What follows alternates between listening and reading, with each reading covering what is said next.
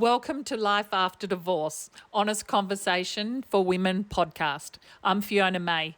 This podcast is for women navigating separation, divorce, or the rebuilding that comes after, especially if you're feeling uncertain, emotionally tied, or questioning who you are now. Divorce changes more than a relationship.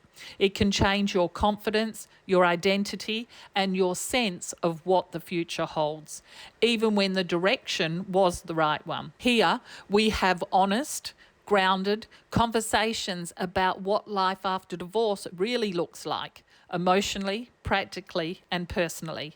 Some episodes are conversational between myself and my co-host, Sandra Lee.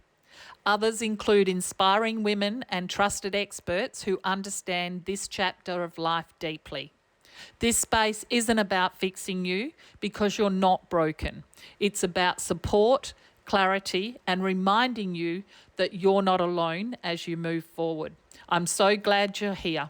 Let's jump in and start with today's episode. How do you move on? Honestly, ladies, I think it's one of the hardest and most challenging things that a lot of us will go through in our life. For me, it was totally unexpected and it was devastating. And I just knew in my heart that I didn't want it to define me and I didn't want it to damage the relationship that my kids had with their dad, and that I wanted not to lose everything that we had because of our separation and going through our divorce. A lot of it is being able to look at it objectively and trying to make sense of it in a way that's going to have the minimum amount of impact.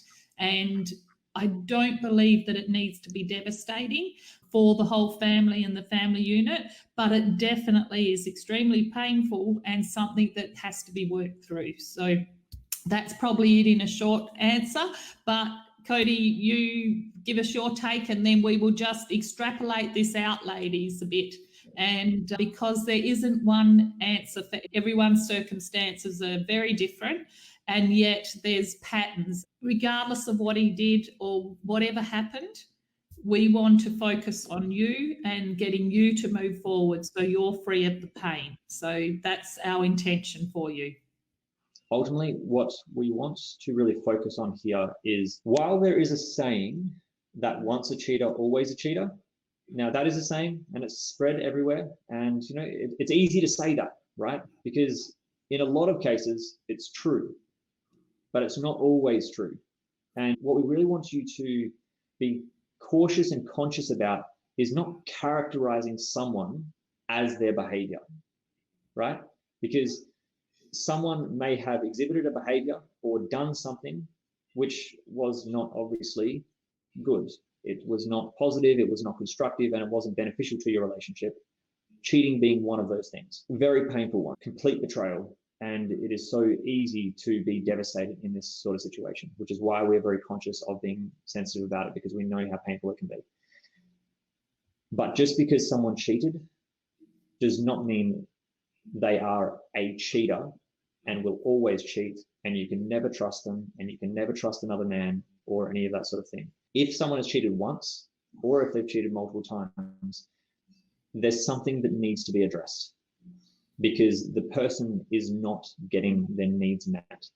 And I'm not saying that it's your fault that they're not getting their needs met if you've been cheated on, but in some way they feel as though they aren't getting what they want from the relationship. It doesn't necessarily mean a judgment of you. It can just be that you guys as a couple aren't communicating well, or in some cases, despite trying very hard to communicate, which I know a lot of people do, they aren't communicating effectively and really getting through to each other. Or sometimes you come to a realization that you are not a good fit together, which can be very challenging. But other times you are a good fit, you're just not communicating well. So the unfortunate thing there is that often people don't have the emotional skill set and the emotional intelligence to, when things aren't going right or when they feel like they're becoming disengaged in a relationship, often cheating is a way of taking you out of the relationship. Now, this is very often subconscious. it's not even a conscious decision for a lot of people, because what happens is the minute we start to make a story in our head that we're unhappy and that our needs aren't being met, we will often, that sows the seeds for discontent. When we get feeling uneasy, when we're feeling unloved, we start to gather evidence to support our story. This is why it's so powerful to look at the stories that we're telling ourselves, because when we start to disengage, we literally start to put our protection on and we start to step back. There's a cycle of relationships and how they break down. And the first part of the relationship breakdown is resentment. And so then you get resentful. So then you start pulling back, and both partners are doing this. Now, in my experience with both coaching men and women, even though one party cheats, the other party was probably never happy or not happy in that, where the relationship was either. So one person wasn't having their needs met and they looked outside the relationship, but very often the other person's not happy either. They might be getting their love from another source. It might be from the children, or it might be from their career. But the thing is that where the division comes, when couples are under stress, and if you want to grow a healthy relationship, you need to come together at those times. And if you don't come together, you start to come apart. When you're starting to come apart, you will then start to get your significance and your love from wherever you can. Now, when we sow that seed in our head that we're not happy, we're then looking for all different excuses and examples of why we're not happy, because we all like to be right and we all want to be justified in the decisions we make. So very often what we see is, from when someone starts to check out, it may not have been their intention to go and have an affair, because that's like a conscious decision. Whereas what could happen is they then are discontented at home, but someone else is paying them attention somewhere else. And then that attention starts a bit of flirting, and then the flirting starts into conversations, and then it's texting. Now, at this stage, it can just be an emotional affair. So a lot of ladies have sat back and seen at this stage, he's texting a lot, he's taking morning phone calls or late night calls. This feels wrong, and their intuition is telling them it's wrong. And that's the very early stages of the relationship already breaking down. And both parties, neither at that stage are happy, but often they don't have the tools to be able to come together and repair it. So then it's just a slippery slide downwards, where someone else is getting their needs met elsewhere, and then it eventually falls apart. There's no easy answer, but there's definitely signs that you can be looking for, and the more you can come together and work through it, you can actually get through infidelity, but it takes two committed parties to do that. And I believe you can be married, or you can have a new relationship after you've been through infidelity, if both parties are prepared to work and to be able to show up and do that work and learn to trust each other again, and they've got enough stake in the game to rebuild. But it's very hard to do if there's only one party wants to do that. Very often the emotional component comes in, and even if they're both saying that they want to, we have to be able to let go of and process our own pain, or else we keep using it as a weapon against our men. I'm talking men, women here. This is totally reversible, remember, because there's as many women who have affairs as what there is men. And lots of our ladies that we deal with also have affairs. And for the ladies, there's a lot of guilt and shame, and they carry that for years. It affects everybody, but you can rebuild after an affair, but you will not have the same relationship. It has to be a new relationship. So you might stay married, but you need to start from scratch again. And you need to get new tools, and you need to commit to together to work through it.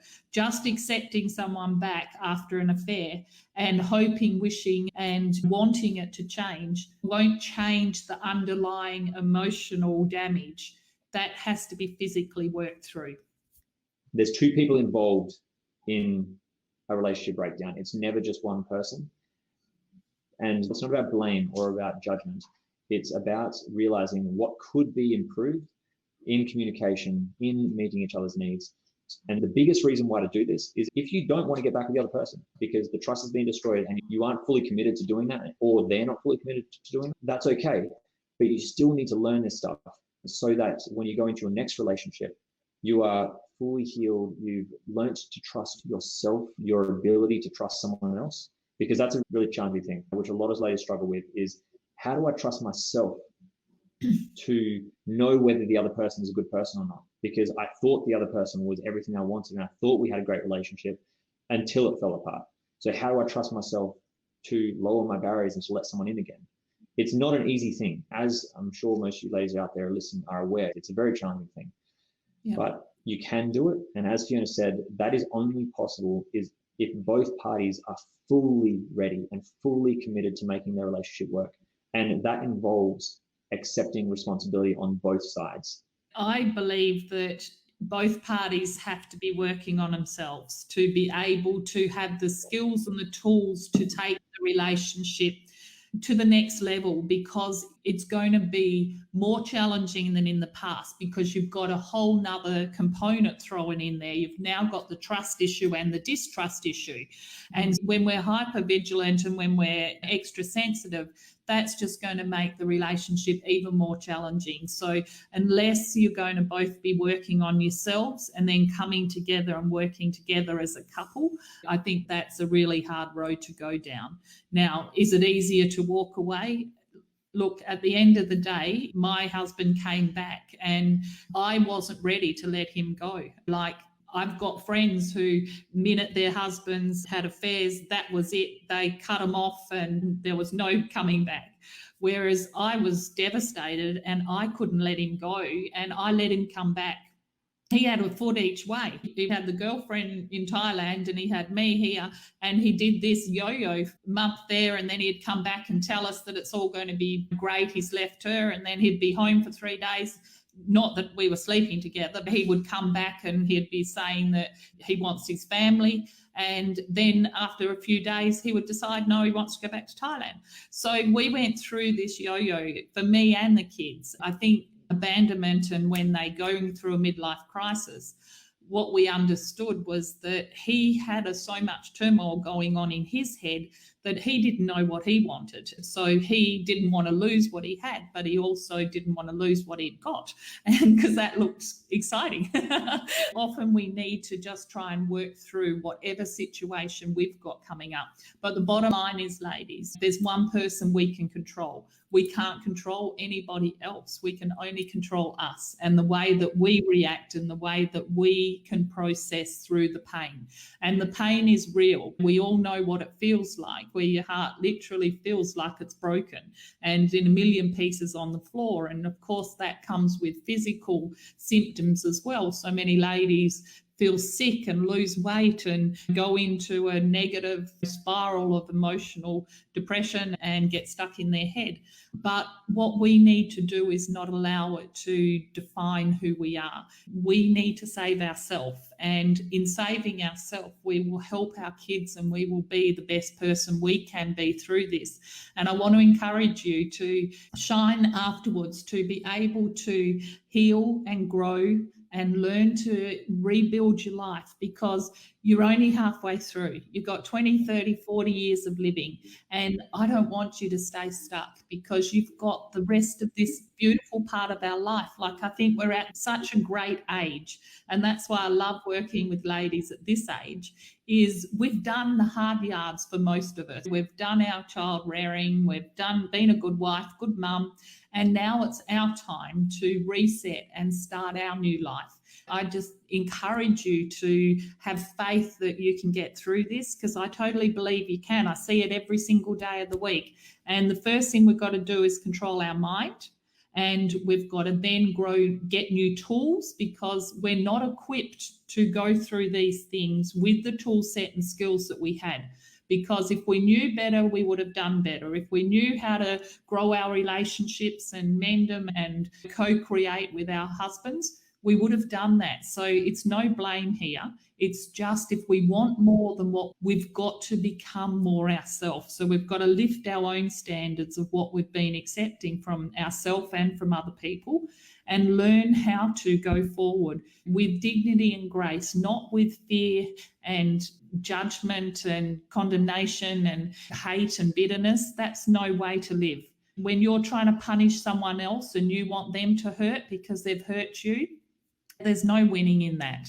It's just going to make you miserable. It's going to make you unhappy. Whereas the best thing you can do is get out there and have an amazing new life and to empower yourself to be able to do that.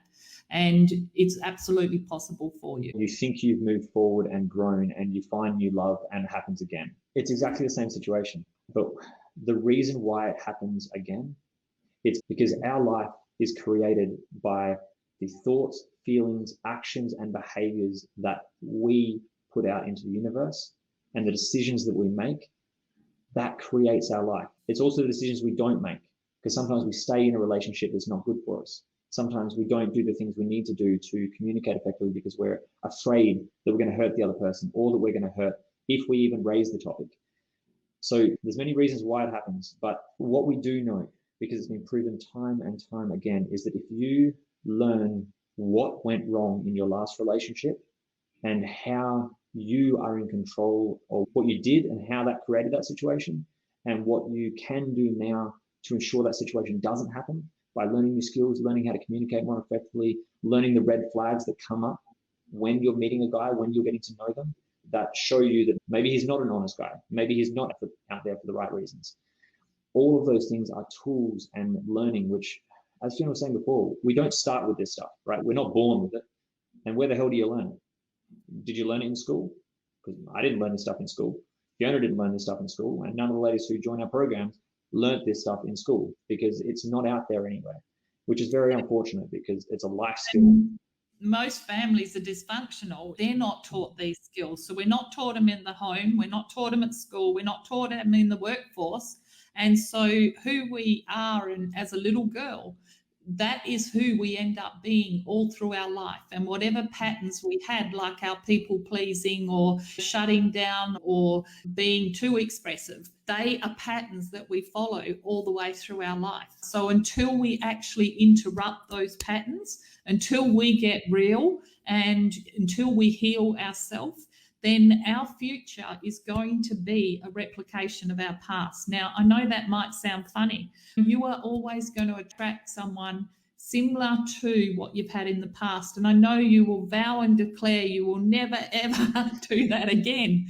But it's bigger than that. It's emotional. Like when you're needy and when you're looking to love someone and fix someone and care for someone, we see all those attributes as being a good person. That's what they're basically branded in society. A people pleaser is someone who puts himself, everybody else, and they're always a lovely person because they've got a beautiful heart.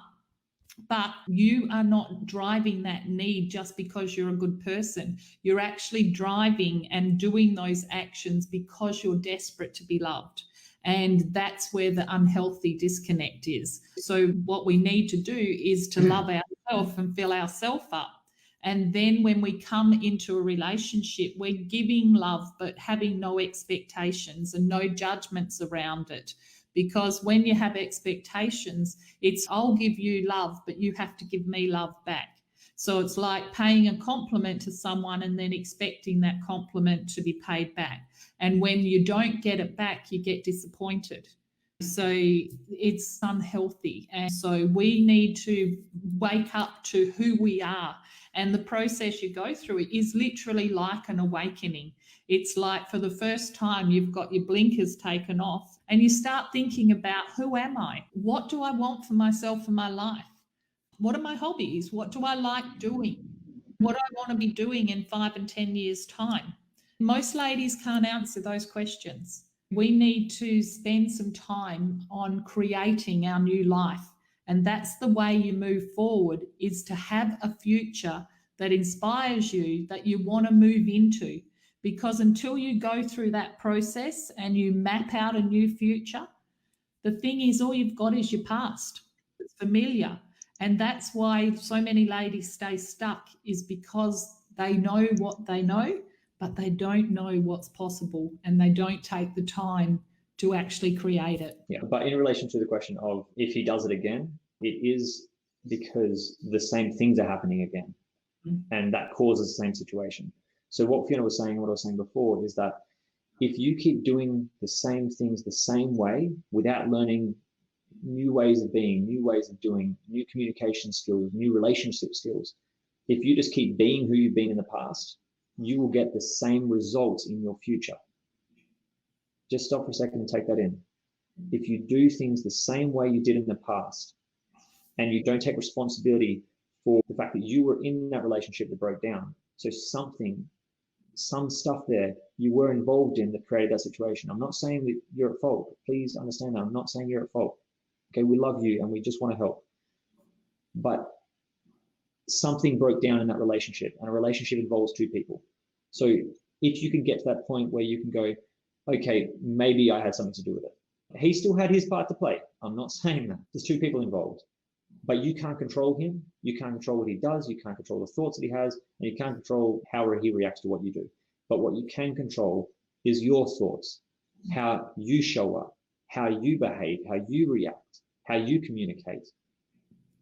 And the better you get at controlling all of those and exhibiting a higher level of consciousness that communicates on a higher level, that shows up as your best self, that shows love and compassion and shows understanding for the other person, so that you can build and strengthen that relationship, the better you are at doing those things, the better relationship you'll have.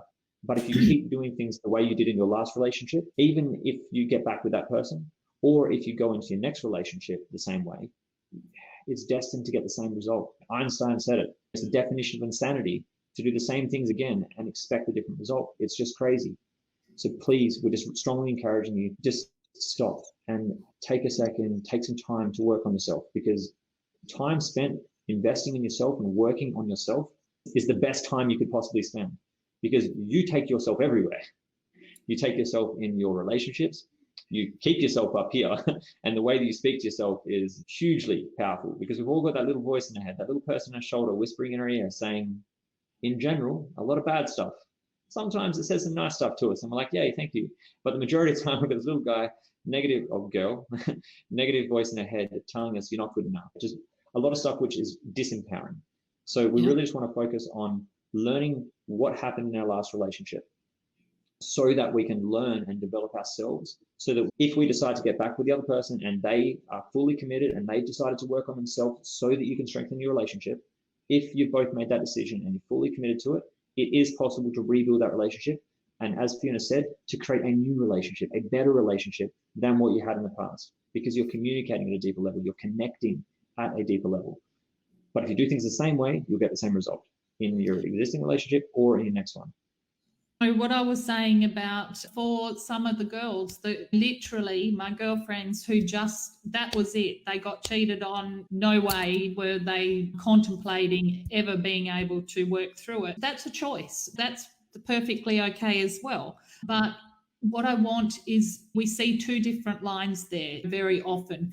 Sometimes when we've got really rigid boundaries, we then use those, we start to build protection around our heart, and so we don't get hurt again. We start to thinking, our thoughts will start to be like, all men are this, and all men cheat, and all men can't be trusted. And we go down that track of branding and labeling, and it's really disempowering. Just because we've had an experience, it doesn't mean that experience is representative of what is possible for you. And when we're saying that your past will repeat into the future, it's if you don't grow, that's the thing that's going to happen. I talk to ladies every single day, and I can tell you, first time they might have married their sweetheart from school and they didn't know each other, they were just kids, they were both playing house basically. They left their houses what were dysfunctional. They got together because one of them said that you're pretty, and no one had told her that she was pretty. She didn't think she was pretty. So the first bloke that comes along and says that, and next minute they're married and they're or having babies and in a relationship. And then that goes along. Now the second relationship, in that relationship, you might have been a people pleaser. You might have been doing everything for your husband. You were home with the kids and he was working and he never Or the came opposite. home. Yeah. He never paid you the attention. You didn't feel like he was validating you and that you were looking for him to fill you up. So you got your love from your kids. And then because you spent all your time getting your love from your kids, then he felt like he wasn't getting any attention and he wasn't special, because a lot of people make their children their priority. Now, that's very easy to do when you haven't got a strong relationship with your husband and when you're not co-creating. It's very easy to prioritize your kids.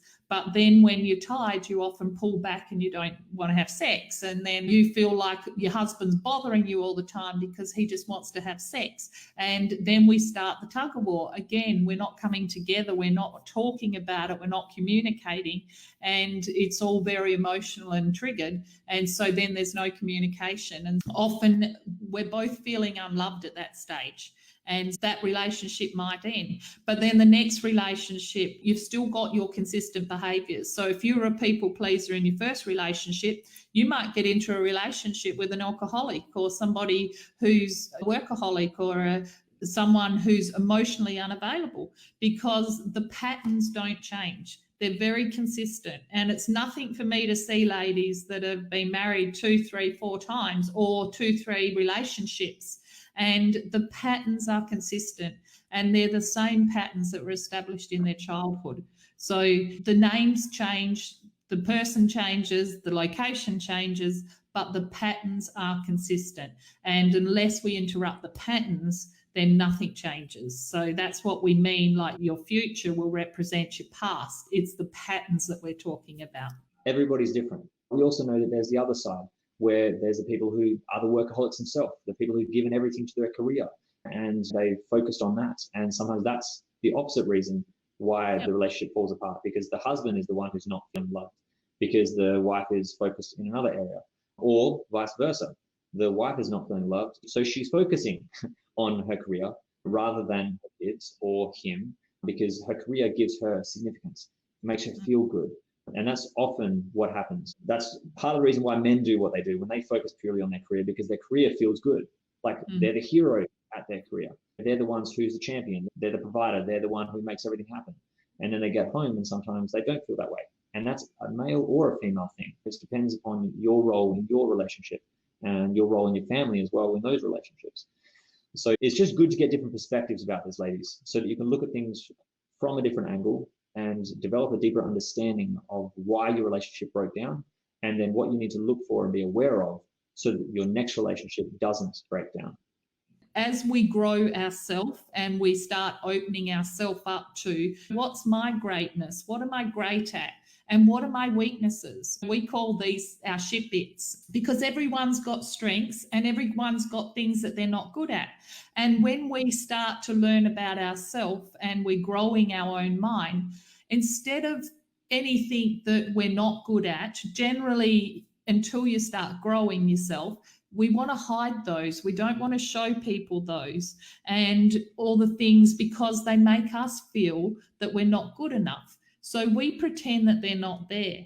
But the work I do and help the ladies is to embrace their parts of their personality that we call your shit bits, and to love your greatness and also love your shit bits, and then work on the ones that you want to, and the ones that you're happy just being like that, and you say, that's what I do. See, like for me, I'm a big picture girl. I'm not a detail girl. I don't do shopping lists and things like that. But when you get into a relationship with someone, we've got to know ourselves. And until we understand that we've got different personalities, we have different values and different rules and different beliefs of how we like things and how we see the world. And it's okay to be different. And we need to do this work. So first we understand ourselves, because then we will really understand what makes ourselves tick. And we can understand, why don't I do that the same as everyone else? Instead of bashing yourself up and thinking there's something wrong with you or comparing yourself to other people, what you need to do is to really discover who you really are and your greatness, because you've got things that other people can't do. And you never have to compare yourself to other people. Everyone has strengths and everyone has weaknesses. And when we can work through that and we really accept it, we start to learn to love ourselves at a core level, and we start to accept that we are perfect just to be us. And then what we show you is how you get into a relationship with a person where you can see their greatness and where you can see the things about them that make them uniquely them, and they see you. And that's how you co-create a beautiful relationship. So there's no accident how you can have beautiful relationships. There isn't an accident. It just doesn't happen. You work on it every day, but you're working on it from a very conscious level. It just doesn't happen. So if you want more, you've got to be more. You've got to lift your own standards. So don't be scared of growing. Don't be scared of change. Change opens you up to what you don't know. It's beautiful. Like the more you know, the more you realize that you don't know. And instead of being scared of what's wrong with us, start looking at what's right with you. What is beautiful and unique about you, because you're perfect to be you. So the key thing with this, ladies, because it can be a little bit of a complicated topic, because when you're talking about you're perfect exactly the way that you are, but you need to improve some stuff, that's where people get confused, because that saying is out there a lot in society. You do you. I'm sorry, that shit don't work, right? When I say that, I want to differentiate you as your identity and you as your behaviors and actions. They're two separate things. You as your identity, who you are as a person, your worthiness, you are perfect. If you believe in the universe or if you believe in God, that's entirely your prescription. You are perfect exactly the way the universe or God made you. Your identity is. You are a beautiful human being. But you also know that sometimes you as a perfect human being sometimes does some pretty shitty things, right? We all do.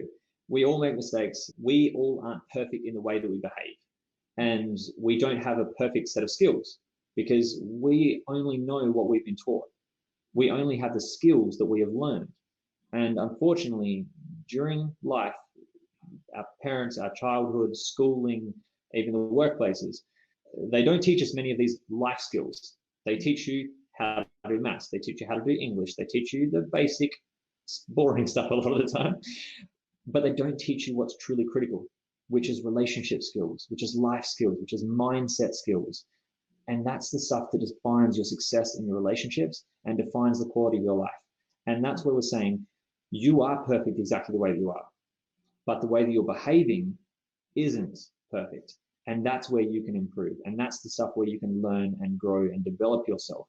And the more willing and able you are to do that and take on those learnings and go out there and search for it and invest that time, energy, and money in yourself to do that, the better you'll be able to be as a person, the better version of yourself.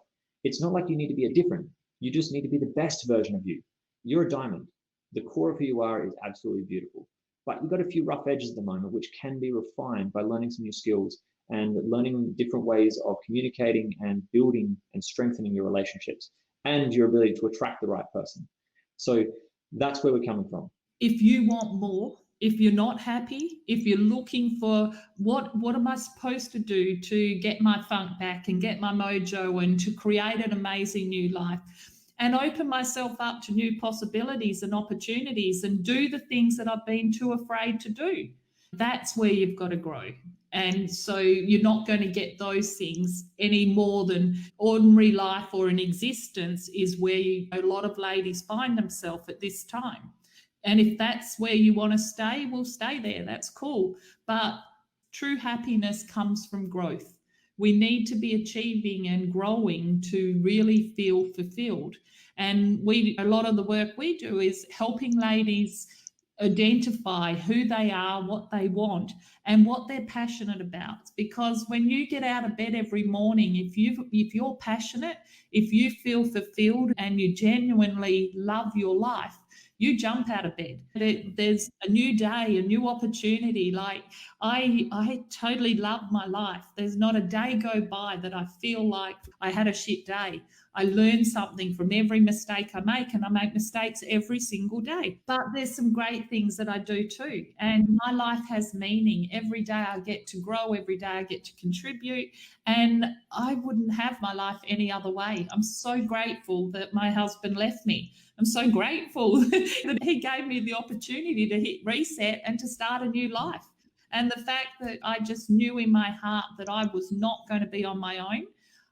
Being in a beautiful relationship is special to me. And I didn't want to die growing old and die on my own and be alone for the rest of my life. I wanted an awesome man who I could share that with. And so that was a non-negotiable for me. I was not going to be afraid that I might make a mistake, or I was not going to not take the chance. But I didn't want to just go out there. I did at first. I went out there because I hadn't dated for 30 odd years. I knew in my mind what I wanted. I knew that I wanted a beautiful relationship. I wanted a man that I could wake up to every morning and be happy. And so I set my task of, this is what I want. Who do I need to be to achieve it? And what do I need to do to prepare and get myself ready to get a man like that? And that's the journey that I went on. And when you do things and you've got a system, you've got a plan, you can achieve anything, ladies. So whatever it is that you want for yourself, that you want to create going forward, it just takes a plan, it takes strategy, and it takes mindset.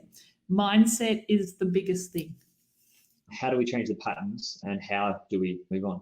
So that's a very complicated question. I really wish that there was just one magic pill I could give you which would do that, but it's actually a process. It's a system. So the start of the system is that you first need to realize that something has gone wrong and that you are responsible for your part in it, and you are in control of your life. If you don't get that you are in control of your life, and if you stick to the story and the belief that you are a victim, you give up your control. That's it with you for a second.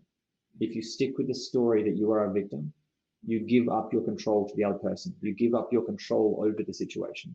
Now, I'm not saying that you weren't harmed. I'm not saying that other people didn't hurt you. Please understand that I'm not saying that. What I'm saying, though, is that you get the option to choose to be a victim or to be a victor. A victim or a victor. And the differences between those two choices is the victim decides that I have no control, there's nothing I can do, this happened to me, this caused me to be the way that I am, nothing's going to change, and they just live in that story. Whereas a victor goes, look, shit happened to me. It happened, it is real, right? It did happen, it hurts, it's very painful, but I'm not going to let it control the rest of my life. I am not going to stay stuck. I am going to learn how I get out of this and what steps I need to take to be able to create the life that I want, to be the person that I want to be, the confident, strong, empathetic, caring, loving, but with boundaries so that I am looking after myself as well. I want to have a great relationship. I want to have a great relationship with my kids, with my family, with an intimate lover. That's what I want. And I'm prepared and committed to making that a reality. So I'm going to learn the skills, I'm going to take action, and I'm going to move forward with that, believing that it is true for me and that I will have that. It's like you're an onion. If you think of it, ladies, as being an onion, and what you've got to do is take off the layers, the protection and what we've been told and what we've believed and the values, beliefs and rules that we've created over our lifetime. And we've got to get back to your core, because your core is who you were born to be. It was the beautiful, funny, innocent, playful little girl that you once were. And then as you go through life, you start putting these layers of protection on. And what happens is you end up with a persona of who the world sees, but there's a disconnect because inside you're feeling like this little girl, but because you can't be her, because that wasn't good enough, you've got this disconnect. So you still got this little girl inside who's feeling not good enough and what she wants isn't available and that there's something wrong with her. But who she pretends to be outside to the world, who she shows up at work with and who she is in front of everybody else, that's a persona. And there's a disconnect between the two. But you asked how you actually do your core healing work. It's not just information that you need, it's transformation that has to occur, because fear is the thing that holds us stuck. And fear is the reason that most people won't move on in their life. They bunker down in their fear, and then they get too scared to come outside of that. And so you're just that little girl who's scared inside. And this persona ends up like it becomes the barrier for people seeing the real you. So to take you through that journey, it literally is a journey. You need to become aware. Self-awareness is the first sign of change, but there's no good just being aware of who you are. You have to be aware of who you are and what's possible for you and what's holding you back. And then you start to get the tools and you're applying that into your life, and you're taking these little baby steps forward. And before you know it, you've come from this unsure, uncertain, am I good enough? What's everyone thinking about me? Can I speak up? Can I ask for what I want? All this uncertainty of who most people are. And we suddenly, as we're going through the process, we start to learn how to become our best self. And we get confident, we get self-assured, we know our own worth, we know our own value, and we learn to love ourselves. And then because we've worked on our mind, we now know how to love other people. And then if we know how to love ourselves and we know how to love other people, we then learn about relationships, how to create beautiful relationships. So that's how we elevate ourselves and how we grow and how we do our core healing. It literally is a step-by-step journey. Trust is 100% one of the hardest things to build and rebuild, especially after it's been broken. Whether you're trying to rebuild a relationship with someone else or do a new one. But obviously, if you've gone through abuse, then you probably don't want to get back with the other person, because the other person, if they have shown abuse in your relationship in the past, unless they work on themselves, realize they've done something wrong, admit fault, and then take actions to change who they are so they are a better version of themselves, so they will not ever do that again, which talking about it doesn't change. So if someone says, oh, I won't do it again, but doesn't actually do anything different, it's going to happen again. But it's usually because they've got something broken inside them and they feel the need to inflict pain on someone else, because in some way that makes them feel better. But to have trust with someone else, you need to have trust with yourself. You need to learn to overcome and deal with the pain and heal what happened in the past. Learn some new skills so that you can be truly confident, and so that you can realize that just because something happened to you does not mean you are not worthy. That is not a reflection on you. It does not make you a bad person. It does not mean that you aren't good enough. It does not mean that you are not worthy of love, okay? Because you are worthy of love. You are worthy of being treated with respect. You are worthy of being treated with affection, with kindness, with compassion, with love and understanding. And not all men are like that. Not all men do those things. Most men out there are beautiful men, just like most women out there are beautiful women, okay? And there are hundreds, thousands, millions of guys who could be a good fit for you. But before you can move into that relationship, as you were saying, you need to develop trust. So you've got to learn to trust yourself. You've got to deal with your past. You can't just push it down, ladies. You cannot just push it down and not think about it. Because even though you're not consciously thinking about it, deeper down in your subconscious, you are always making decisions. You're always having thoughts come up based upon what's happened to you in your past. Unless you heal that, deal with it, process it, and develop additional strength from it, instead of allowing it to be the thing that is holding you back. And know that no matter what happens, even if someone does break your trust again, that's a reflection on them. It's not a reflection on you. Them breaking trust does not mean you are not worthy of trust. Okay, it does not mean you are not worthy of the love that you wanted from them. It just means that they, in this case, weren't worthy of that love from you. They weren't worthy of that trust from you. What I actually suggest is that if you're serious about finding a great guy, I honestly suggest that you take yourself off all the sites and you stop dating and you dedicate 3 months to working on yourself. And in that time, you will grow, you will heal, you will learn to look at yourself differently, you will love yourself. And you've taken yourself from down here to up here just in 3 months. And then you go looking for a guide, but you go in a strategic way. You know how to pick the signs, you know how to pick the good guys and the bad guys, and you don't go into a relationship as a relationship. You go in as an investigator, as somebody who's looking for a friend, who wants to hang around with interesting people, because you know yourself, you're confident in yourself, and you're there to just assess if this person meets your needs and if this person is good to hang around with and they're fun and they treat you well. And if they don't, it's cross, next. But you're going from this place, and you go in at that level. You're not looking for someone to love you and validate you and make you feel good enough, because you've already done that work. When we feel whole and good enough ourselves, we can just turn up as ourselves and we can be happy with who we are.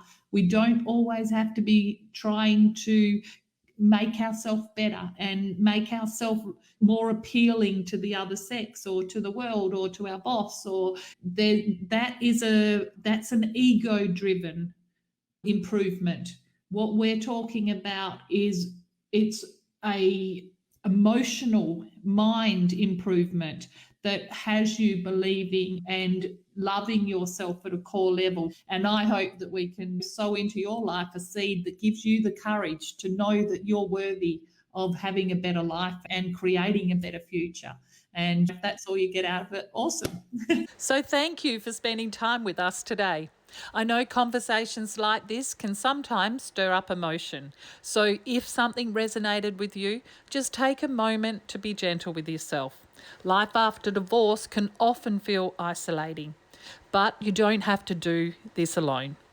So if you would like some extra support or connection or guidance, you can learn more about our coaching programs, our 3-day events, and our community at womenontransition.com.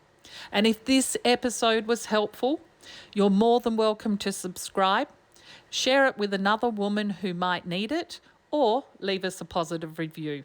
It all helps to make more women be able to find our space. So until next time, remember, you're not broken. This chapter doesn't have to define you. It's simply part of your becoming. See you next time.